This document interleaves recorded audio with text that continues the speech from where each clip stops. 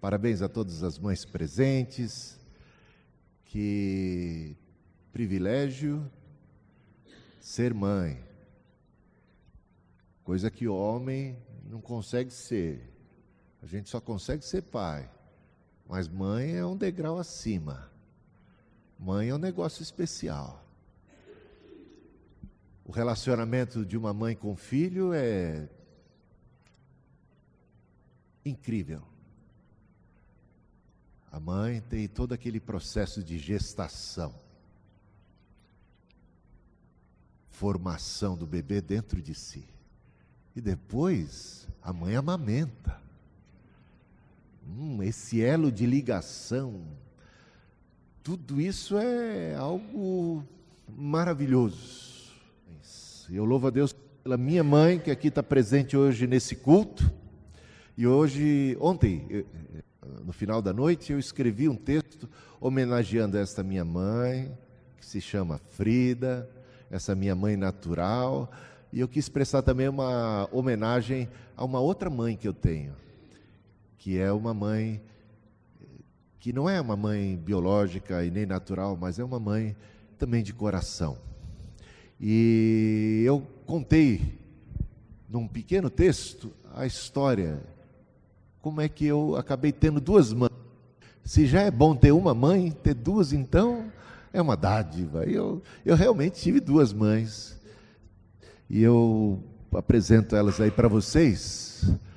Eu sou aquele mais moreno ali, aquele loirinho lá é o Silvio, no colo da minha mãe, Frida, que está aqui, e aquela do lado é a minha segunda mãe.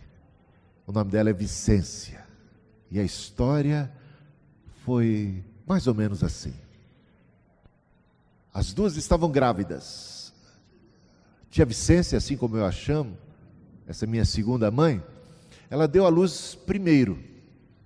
Passado alguns meses, minha mãe, que também estava grávida, deu à luz aquela que seria a minha primeira irmã, a minha irmã mais velha, a primogênita da minha mãe. Só que no parto, 9 meses, foi para a maternidade, minha mãe, houve uma complicação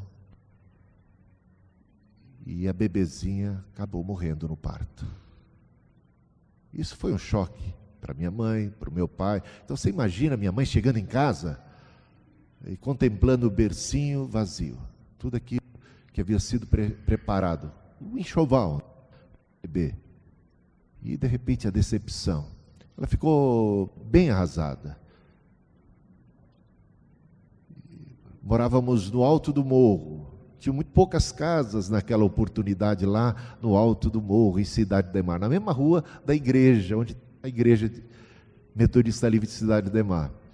E vizinha, minha mãe, a Vicência, vizinha de cerca. Literalmente, coloque uma cerca ali. Não era um muro, era uma cerca. E ela, tia Vicência, como a gente a chama, foi visitar minha mãe e foi com a sua bebezinha, a Naninha, como era carinhosamente chamada. E contemplou o drama, a tristeza da minha mãe, o coração partido, arrasado, e ferido, entristecida estava, e aquele bercinho vazio, e a tia Vicência, tentando consolar minha mãe, disse para ela: Frida, não fica assim tão triste, toma a minha filha, a partir de agora ela é também sua filha. E a minha mãe pegou a Naninha no colo. Claro que não é necessariamente a mesma coisa, mas foi uma maneira carinhosa, simpática, de querer dar um afago, de querer aplacar a dor do coração de uma amiga. E eram as duas as melhores amigas. Que drama. Bom, passado alguns meses, minha mãe volta a engravidar. Eu vou, no ano seguinte, isso foi em 1962, em 1963, lá no mês de agosto, eu vou nascer. Era para eu ser primogênito, né? Nem me imagino com uma irmã mais velha. Bom, Deus tem os seus caminhos. Eu nasci. Passam-se alguns meses, ou talvez um ano depois. Eu lembro até de ter convivido um pouquinho com a Naninha. Tem até foto, eu e ela brincando. Eu ainda, um bebê que engatinhava, brincando com ela. Mas ela vai ficar doente. E ela vai morrer, gente. E a tia Vicência vai ficar arrasada. Por quê? Porque, além de tudo, de toda a dor de perder um filho com quem ela conviveu algum tempo, 2 ou 3 anos, ela não podia mais engravidar. Possivelmente pela idade. Não lembro qual era a outra razão. Mas ela não podia mais ficar grávida. E a tristeza e o drama era tremendo. E aí foi a vez da minha mãe me pegar, ainda bebê, no colo, colocar no colo da minha querida tia Vicência e dizer para ela palavras semelhantes, que há 1 ano e pouco atrás a tia Vicência dizia para minha mãe. E ela disse: toma, esse a partir de agora é seu filho também. E a amizade aumentou ainda mais. E como éramos vizinhos de cerca, eu, o Celso, o Silvio, a Janete, meus irmãos, nós praticamente fomos criados por 2 mães. Praticamente. Gente, ela era uma mineira, cozinhava que era uma beleza, e a gente se dava bem. Eu gostava do arroz dela, eu gostava do pão de queijo, eu gostava da cocada dela, do torresmo e de toda aquela comida mineira maravilhosa e dos ensinamentos. Ela dava aula para a gente de educação, sabe? De como se comportar à mesa, de que lado ficava o talher, sabe esse tipo de coisa? Uma pobre, mas educada, fina ela. A maior catequista de Cidade Ademar, talvez de São Paulo e do Brasil. 50, 30, 40, 50 crianças por turma ela ensinava e dava catecismo. Vai lá em Cidade Ademar e pergunta pela tia Vicência. Ela era tia de um montão de gente. Todo mundo chamava ela de tia. E eu estudava, meu irmão Celso, íamos o catecismo, antes de saber ler e escrever, porque era a tia Vicência, a gente participava de todo o catecismo que tinha. Se tem um ser humano catequizado, sou eu e meu irmão. Gente, todo o catecismo, a gente repetia aquilo inúmeras vezes. As pessoas fazem isso para fazer a primeira comunhão. Eu estava escolado. Antes de saber ler e escrever, eu já respondia as perguntas do catecismo, de cor e salteado.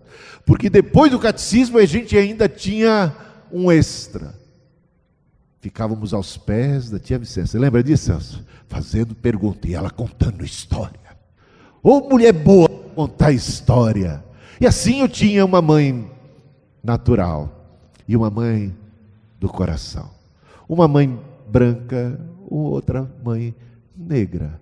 Uma mãe protestante e uma mãe católica. E isso produziu um certo conflito na minha cabeça, porque por influência da minha mãe protestante, que aqui está, e aí eu, a igreja metodista livre, participava da escola dominical, participava dos cultos, sempre, sem cessar. E ao mesmo tempo era influenciado pela minha segunda mãe a ser um católico daquele de primeira categoria, da maior grandeza possível. E ela dizia: quando te perguntar a religião, você responda: você é católico apostólico romano. E eu participava até de ladainha, gente. Sabe o que é isso, ladainha? Ia lá, só tinha eu de criança. O resto era tudo aquelas pessoas assim mais idosas, normalmente mulheres, e eu estava lá, com terço, rezava inteiro também.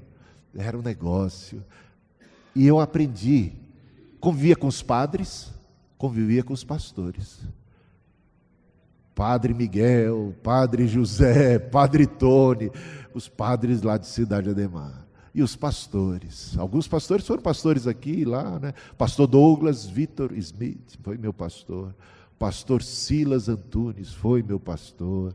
Pastor Wesley King, pastor Osias, pastor José Alves. Então, o pastor Laverne Blauer. Então, ao mesmo tempo eu convivi com essa mescla, com esse jogo. Eu tinha realmente um dilema. Eu não sabia se eu era metodista livre ou se eu era católico. Eu era os dois. Se pudesse ser os dois, eu estava bom, eu estava feliz. Eu estava feliz na igreja católica, estava feliz na igreja protestante. Só foi na adolescência. Bom, deixa eu mostrar umas fotos para vocês aqui. Bom, eu com a minha mãe aqui, né? Até pareço com ela, dá para perceber um pouco ali? Minha mãe Frida. Tá vendo essa turma aí? Olha lá. Eu estou lá, no meio. Esses são basicamente sobrinhos da minha tia Vicência. Esses eram meus amigos de infância. Com eles eu convivia. Gente, eu não tinha ideia de que tinha esse negócio preto e branco. Isso aí para mim não existia. A maioria dos meus amigos eram negros. Lá em Cidade Ademar. A maioria, os meus melhores amigos. Eu nunca tive disso. Eu tinha duas mães, uma branca e outra negra. Bom, essa aqui é no Exército da Salvação. Tínhamos a influência do Exército da Salvação, porque a minha avó, que ali está, do meu lado, eu estou entre a minha avó e minha mãe. No colo da minha mãe está o Celso e meu pai ali do lado. E aqui você me vê na escola dominical lá em Cidade Ademar. Está reparando? Isso foi em 1975. Eu, o Nilson, que hoje é pastor lá da igreja, superintendente do Concílio Leste Paulista, e o meu irmão Celso está ali atrás. Escola dominical, sempre. Mas a mesma época, primeira comunhão, essa foto da minha primeira comunhão. Quem ali está ali do meu lado? A tia Vicência. Gente, foi muito forte para mim.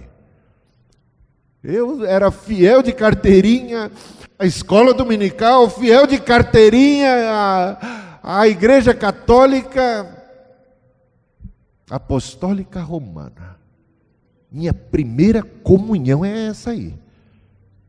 Eu lembro que o padre José foi o padre. Isso aconteceu na casa de uma vizinha nossa, dona Joana, faleceu há pouco tempo. Estou mostrando isso aí para você ver. Gente, o poder e a influência das mulheres na vida dos homens. Se eu sou um crente, um pastor e um líder, eu devo mais do que a qualquer outro ser a estas duas mulheres, essas duas mães, que me ensinaram, acima de tudo, a amar a Deus, a crer em Cristo, e a ser honesto, e a esperar no Senhor. Está vendo? Eu sou discípulo delas. Maravilhosa. E assim foi também na vida do Timóteo. O Timóteo, falar um pouco do Timóteo. O Timóteo foi uma figura extremamente significativa no contexto do Novo Testamento, do nascer da igreja. Ele teve um papel assim vital. Ele pode ser considerado um dos maiores, talvez o maior colaborador do apóstolo Paulo. E se você tem alguma dúvida disso, comece a ler as cartas que o apóstolo Paulo escrevia, e as referências, não apenas a carta que ele escreveu a Timóteo, a primeira e a segunda, ele escreveu 2 cartas para Timóteo. Mas ele, ao escrever as outras cartas, aos Tessalonicenses, aos Colossenses, e a tantas outras, ele sempre mencionava Timóteo. Muitas vezes ele colocava Timóteo como coautor daquela carta, daquela epístola. Eu, apóstolo, servo do Senhor, e Timóteo, escrevemos, saudamos. Timóteo tem um papel tremendo. A última carta de Paulo é escrita exatamente para Timóteo, que Paulo tem nele e vê nele o seu sucessor natural, aquele que vai realmente levar o seu legado adiante, o seu grande discípulo, Timóteo. Agora, O nome de Timóteo aparece 24 vezes no Novo Testamento. 24 vezes. Realmente ele tem um papel muito forte e significativo. Só que o apóstolo Paulo, que poderia e que se autodenominava um pai da fé de Timóteo, ele reconhecia o papel das mulheres, principalmente a sua mãe Eunice e a sua avó Lloyd. Essas duas mulheres desempenharam um papel tremendo, um impacto tremendo em termos da educação, da formação cristã de Timóteo. Timóteo, ele é um cristão já de terceira geração, porque sua avó foi cristã, sua mãe foi cristã, e ele nasce num berço cristão, excetuando-se o seu, porque é dito lá em Atos capítulo 16, no versículo 1, que o pai do Timóteo, ou que o Timóteo era filho de um pai grego, mas de uma mãe judia crente, é o que diz lá o texto. O pai era grego, mas a mãe era judia crente. Nada é dito a respeito do pai ser crente, do pai ser cristão. Entenda, por crente, cristão. Então, o pai, digamos assim, não era cristão, mas só a mãe era cristã, e isso foi suficiente para que Timóteo fosse um cristão.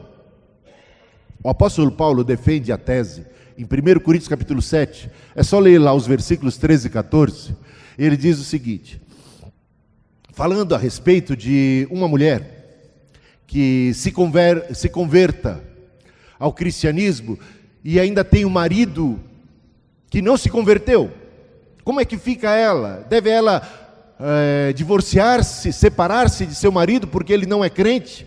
Diz o apóstolo Paulo, não necessariamente. Porque se o marido não crente consente em estar casado com essa mulher crente e consente em que ela seja uma crente, uma cristã, ela não deve se separar dele. E ele acrescenta mais, ele diz, pode ler lá os versículos 13 e 14. Por quê? O marido não crente é santificado no convívio com a mulher crente. Às vezes a gente pensa que podemos pegar coisa ruim, né? Porque estamos no convívio, eu me converti, agora não vou continuar ali, casado com alguém que é da macumba, ou com alguém que é de uma outra religião, com alguém que é ateu, ou tem práticas estranhas, isso vai pegar em mim, algum mal, alguma coisa. Gente, eu vou dizer um negócio, segundo a ótica do apóstolo Paulo, o não crente santificado no convívio com o crente, mas tem o crente nessa parada. Primeiro porque Deus só tem um só, não é não? Então quem confia em Deus e quem está com Deus, tem uma graça especial na sua vida, que dia após dia será comunicada ao companheiro ou à companheira, vice-versa, não importa. E ele diz, de outra sorte, os filhos seriam impuros, mas agora são santos. Ou seja, a mulher crente, uma pessoa, um dos cônjuges crentes, santifica o outro e ainda santifica os filhos. Você acredita no poder do Evangelho? Sabe o que diz a palavra de Deus? Crê no Senhor Jesus Cristo, será salvo tu e a tua casa. Eu não vi muitos améns, aqui meio. Creia no Senhor Jesus Cristo, será salvo tu e a tua casa. Gente, o poder da fé. Mas aí não é aquele, sabe, tem crentes e crentes. Vamos falar a verdade? Tem crentes e crentes, tem cristãos e cristãos. Tem cristão que é meio a boca. Não é desse que nós estamos falando de uma cristã cheia do Espírito Santo. Mãe como Eunice, veja as virtudes dela. Só para falar ainda sobre como uma mulher, uma mãe, mesmo com um marido meio complicado, que o marido da Susan Wesley, o pai do John Wesley, os pais, né, Susana e Samuel, eles tiveram 19 filhos. Não é pouco não, né? E o marido era complicado. Teve uma fase em que o marido era bêbado. E jogador, gastava dinheiro, perdia dinheiro em jogatina. Dizem que até o incêndio em que quase morreu o John Wesley teria sido um incêndio provocado, gente que foi cobrar a dívida do jogo. Olha a desgraça que esse homem trazia por causa da bebida, por causa do vício do jogo para a sua casa, colocando quase seus filhos, a segurança dos seus filhos, a vida dos seus filhos, em risco. Mas esta mulher era crente. Esta mulher chamada Susana, mãe de John Wesley, de Carlos Wesley, muito, muito fiel a Deus. E a sua fé sustentou os filhos, de tal modo que não houve nenhum dos filhos que seguiu o exemplo do pai. Nenhum foi para a bebida, nenhum dos filhos foi para a jogatina. Todos os filhos foram servos do Senhor. O testemunho de uma mulher provocou um impacto tremendo. E John Wesley, pai do metodismo. Carlos Wesley, provavelmente o maior compositor cristão de todos os tempos. Quanta coisa! Fruto da fé de uma mãe. Gente, as mães por trás de tantos heróis da história da humanidade. Bendito o papel de uma mãe. E as duas virtudes que encontramos, e terminamos a mensagem prática, consiste em mostrar que uma pessoa da grandeza, do significado, da missão que teve Timóteo, só chegou a ser Timóteo porque teve uma mãe chamada Eunice.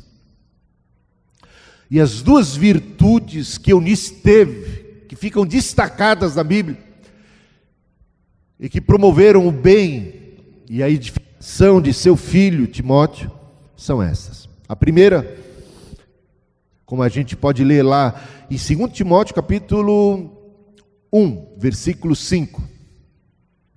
Uma fé não fingida, diz: pela recordação que guardo de tua fé sem fingimento, a mesma que primeiramente habitou em tua avó Lóide e em tua mãe Eunice, e estou certo que também em ti. Veja, uma virtude que é comunicada de geração a geração.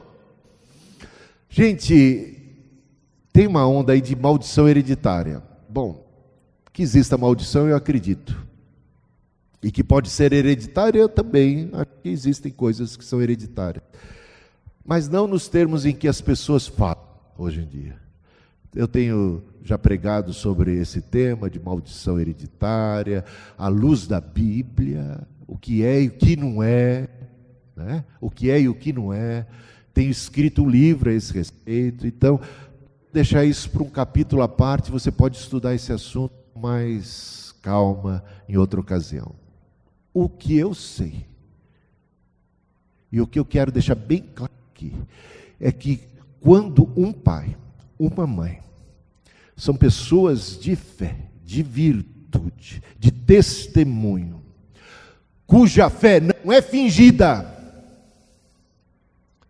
não tem duas caras, há integridade, não há hipocrisia. Isto é uma dádiva comunicada a seus descendentes, certamente, sem sombra de dúvidas. Isso, então, eu chamaria de bênção hereditária. E tem textos da Bíblia que deixam isso muito claro, a influência positiva. E um dos textos é esse. O Timóteo adquiriu a virtude de ser um homem íntegro, de não possuir uma fé fingida, de ter uma fé não fingida, porque aprendeu isso aos pés de sua mãe com um exemplo dela. E também da sua avó. A avó que ensinou a mãe, que agora ensina o filho, e isso passando de geração em geração. Que coisa maravilhosa. Ela era uma mulher íntegra, exemplar, sua fé não era da boca para fora, ela realmente vivia de acordo com a fé que professava, e isso, sem sombra de dúvidas, produziu tal resultado, vida de seu filho. A segunda virtude é que ela era uma educadora cristã. Ela era zelosa no ensino. Ela separava tempo para instruir. Lembre-se de que falei de Susan Wesley. Susan Wesley teve 19 filhos, mas Susan Wesley foi a primeira professora de seus filhos. Ela que ensinou, inclusive, a ler e escrever. Ela ensinou a grego para os seus filhos. Ela era uma mulher culta, que lia muito. Ela ensinou seus filhos a lerem, até mesmo pelo seu exemplo. Mas eu sei que muitas mulheres não têm tanta cultura como Susan Wesley. Mas o mais importante não é passar a cultura, o mais importante é passar a virtude. É passar os valores de caráter. Certamente Eunice não era uma mulher tão culta quanto foi Susan Wesley. Não pôde ensinar, talvez o grego sim, porque sabia falar grego, era casada com um grego. Mas o que ela passou foi o que ela aprendeu das Escrituras Sagradas, o Evangelho, as Escrituras do Antigo Testamento, as histórias. E ela foi zelosa nisso. Veja só o que diz 2 Timóteo, capítulo 3, versículo 15. E que desde a infância sabes as sagradas letras que podem tornar-te sábio para a salvação pela fé em Cristo Jesus. Paulo sabia muito bem que o Timóteo conhecia a palavra de Deus desde a mais tenra idade, desde a infância. E isso era o quê? Produto da mãe e da avó. Aprendeu em casa. Um problema hoje com os cristãos é que eles muitas vezes não têm o mesmo zelo em termos da educação cristã. Eles delegam isso para a igreja. Delegar isso para a igreja e não fazer a sua parte é um erro grave. Por quê? Porque a igreja tem o seu papel e a sua participação, mas ela não substitui, não deve o papel imprescindível dos pais. E eu diria, em especial da mãe. Em especial da mãe. Porque a mãe tem não sei o que, com um filho diferente. Tá bom? E por isso eu contava de como é que minha mãe, número 1, minha mãe, número 2, impactaram a minha vida. O ensino, o que vem da boca delas. Isso é algo insubstituível. Inclusive a gente sabe o seguinte, o nome dele é Timóteo. Sabe o que significa Timóteo? Aquele que teme a Deus. Um pai pagão não daria um nome assim a seu filho. Portanto, a gente já sabe, por certo, que foi a Eunice quem deu esse nome ao seu filho. Quem convenceu seu marido de que esse deveria ser o nome de seu filho. Tal era o temor de Deus que havia em seu coração, tal era o desejo de que seu filho fosse temente a Deus. Já no nome você vê isso. Essa preocupação, esse zelo, esse cuidado, quase que um nome profético. E a gente sabe que o temor ao Senhor é o princípio da sabedoria. Educadora cristã, a gente tem essa inspiração bíblica do Antigo Testamento. Provérbios 22:6. Ensina a criança no caminho que deve andar e mais tarde não vai se desviar dele. E Timóteo sabia Sagradas Escrituras desde a mais tenra idade e já na fase adulta não havia se desviado, porque aprendeu com a sua mãe, porque aprendeu dela que não tinha uma fé fingida, porque aprendeu dela que era uma educadora zelosa, porque ela ensinava realmente a palavra. E como deve ensinar uma mãe judia, como deve ensinar uma mãe cristã, eis aí o modelo que encontramos em Deuteronômio, capítulo 6, versículos de 6 a 9, esta é a instrução de Deus para os pais. Veja só o que Deus nos instrui, em termos de como deve ser a nossa educação para os nossos filhos, como devemos nós educar os nossos filhos. Diz assim: que todas estas palavras que hoje lhe ordeno estejam em seu coração. Primeira coisa que aprende aqui é que não pode ser uma fé fingida. Se a palavra de Deus existe e a gente tem acesso a ela, ela tem que entrar dentro do nosso coração, para depois sair pela nossa boca. Que todas essas palavras que hoje lhe ordeno, diz Deus ao seu povo, estejam em seu coração. Ensine-as com persistência a seus. Converse sobre elas as palavras de Deus, os mandamentos de Deus, o ensino bíblico. Converse sobre elas quando estiver sentado em casa, quando estiver andando pelo caminho, quando se deitar e quando se levantar. Bastante tempo. Quando você estiver sentado, o que você tem que fazer? Está ensinando seu filho. E às vezes o que a gente está fazendo? Ensinando nosso filho a assistir novela. Aí você pergunta, você é contra a novela? Sou.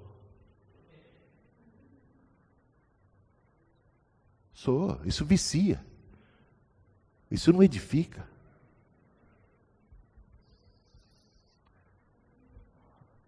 Bispo, o senhor é radical. Bem, vamos voltar aqui. Deus está falando então, né? Não sejam as minhas palavras. Ensine-as com persistência a seus filhos. Converse sobre elas quando estiver sentado em casa. A gente conversa com os filhos? Tem que conversar. E nesse meio de conversa, vem ensino cristão. O ensino que está dentro do nosso coração, que naturalmente fluirá da nossa boca. Guarda mais. Converse sobre elas quando estiver sentado em casa. Quando estiver andando pelo caminho, passeia com seu filho. Sai com ele para fazer compra. Sai com ele para ir para o shopping. Passeia com o menino, anda com eles. E quando estiver andando, conversa. E quando estiver conversando, lembra de ensinar. É oportunidade de ensino, de instrução, de falar de Deus, de falar das coisas da fé. Ah, mas quanto fanatismo. Então, eu fico com a palavra de Deus. Essa palavra aqui é séria. É preciosa. Isso aqui é muito precioso. Isso aqui é muito rico. Deus que está instruindo a gente. Não perca a oportunidade de ensinar, de instruir. Converse com os filhos. Converse com os filhos. Converse coisas de Deus. Converse sobre as escolas da Bíblia. Converse sobre as virtudes cristãs. Converse sobre o Evangelho. Converse sobre a salvação. Converse sobre Jesus. Quando estiver andando pelo caminho, quando se deitar, não vai deixar o filho deitar sozinho, não vai deitar com ele no princípio, porque senão ele vai ficar querendo só dormir quando você estiver perto. Mas fica perto, ora, dobra o joelho, conta uma história, abençoa. Gente, não podemos ser pais nem mães sem o senso dessa responsabilidade. Não podemos. Ninguém deveria ousar ser pai e mãe sem este senso de responsabilidade. de sacerdócio. Quem é o sacerdote do lar da Eunice? Ela queria que fosse o marido, mas o marido não é crente, é ela mesma. Ela mesma assume o papel. Quem foi a sacerdotisa do lar de John Wesley? A sua mãe. Veja só as referências que ele faz à mãe e as referências que ele faz ao pai, para você ver quem é que teve mais influência na sua vida. Converse sobre elas quando estiver sentado em casa, quando estiver andando pelo caminho, quando se deitar e quando se levantar. Gente, é tudo, é a vida como um todo. Amarre-as como um sinal nos braços. Não sei como é que isso é na prática. E prenda-as na testa. Talvez a gente tenha que espiritualizar isso, entender como é que Deus quer que a gente coloque isso em prática. Escreva-as nos batentes das portas de sua casa e em portões. É como se a palavra de Deus estivesse sendo espalhada. Aí você vai ver a folhinha, tem uma mensagem de Deus. Um quadro bíblico, uma escultura, alguma coisa, sempre um... Bom, vou falar do meu lado católico, que ainda existe aqui. Eu me amarro naquelas igrejas católicas que tem aqueles vitrais lindos, cheios de história. Por quê? Porque quando criança eu ia e chegava para minha mãe número 1 ou para minha mãe número 2 e perguntava: o que é isso? Que história é essa? Que desenho é esse? Que figura é essa? Linda, chamava atenção. Essa é a história do filho pródigo. Eu ficava, e aquela imagem, aquele impacto, aquela história me interessava. Eu lembro também em casa, de que ganhamos, acho que foi lá do Exército da Salvação, bem comemorativo, uma Bíblia gigante. Era preto e branco, mas ela é uma Bíblia em quadrinhos. Lembra disso, mãe? Em quadrinhos, com histórias. Gigante. Você lembra disso, Celso? Aquela Bíblia, a gente pegava assim. Minha mãe chegava e contava as histórias da Bíblia, com a Bíblia em quadrinhos. Que é isso? Como eu guardo isso? Então, as figuras, os escritos, os versículos bíblicos, gente, isso é importante, isso grava. E a gente poderia acrescentar aqui algumas coisas, com canções. Ensinar as crianças a cantarem os louvores. A canção tem tanta influência. As canções têm influência para bem ou para mal. Você pode usar a canção, e a canção já foi usada para mudar comportamentos, para mudar a cabeça, para quebrar paradigmas, para bem e para mal. Para levar e insinuar rebelião, para insuflar sexo livre, drogas, rock and roll e coisas assim. A música, a canção, ela não é isenta, ela é um instrumento de comunicação tremendo. Use para o bem, use a canção para os pequeninos, decora a palavra, decora versículos. Usa toda a sua criatividade. Assim é que vemos que uma mãe exercendo o papel de mãe, que não é pouco. E a maternidade é algo que eu vejo cada dia ficar mais em baixa. Primeiro que as pessoas querem ter menos filhos, né? Menos filhos. Os filhos, filho atrapalha, filho é problema, filho não sei o quê, e filho dá despesa, filho não sei o quê, é melhor não ter filho. Então as mulheres estão talvez buscando o seu interesse e acha que isso não vai se realizar. Gente, ser mãe não é pouca coisa. Ser pai também não, mas ser mãe é mais que ser pai, tá? As mãos, como disse Abraham Lincoln, as mãos que embalam o berço, acabam por fim dirigindo o mundo. Então, não menospreze, pelo menos isso, talvez eu diria, contra o feminismo, eu tenho que, às vezes, menospreza o papel de mãe. Diminui. Acha que uma mulher que é só mãe, que só toma conta da casa, essa é uma mulher menor. Essa é uma mulher que tem um papel restrito na sociedade. Gente, há uma grandeza e continua sendo e sempre será. Se uma mulher é só mulher do lar, ela não é pouca coisa não, ela é grande coisa. Está entendendo? Então não vamos diminuir a mulher porque ela é só do lar. Ser do lar demanda muita inteligência. Ser do lar demanda muita liderança. Ser do lar demanda muita energia. Ser do lar demanda muito trabalho. E ser mãe não é fácil não. Viu só a tarefa que Deus deixou aqui para as mães e para os pais também, que os pais também têm que sentar com os filhos, têm que andar com os filhos, têm que ensinar os filhos, não pode delegar só para a mãe. Mas a mãe faz isso melhor do que um pai. A mãe tem um tete com o filho, uma intimidade com o filho que um pai normalmente não tem. E louvado seja Deus pela mãe, pela docilidade. As mulheres têm um dom que os homens normalmente não têm. As mulheres são mais fiéis que os homens. Hoje está virando uma bagunça, quase que estou retirando o que eu digo. Mas, normalmente, a tendência de uma mulher, até em relação ao seu marido, é ser mais fiel. O número de maridos infiéis é maior hoje, ainda nos dias de hoje, com toda a mudança. Ainda a mulher é muito mais voltada para a família e para os filhos. Só ver o seguinte: existem mulheres criminosas e homens criminosos. E quando um casal, um deles é preso, quando é homem que foi preso, a mulher vai visitar. Quando é mulher que foi presa, o homem abandona, troca ela por outra. Estou falando bobagem? É isso. Isso é um sinal de lealdade. A mulher continua leal, no geral, até aquele marido que foi preso. Essa lealdade, essa capacidade também de perdoar. A mulher é muito mais perdoadora.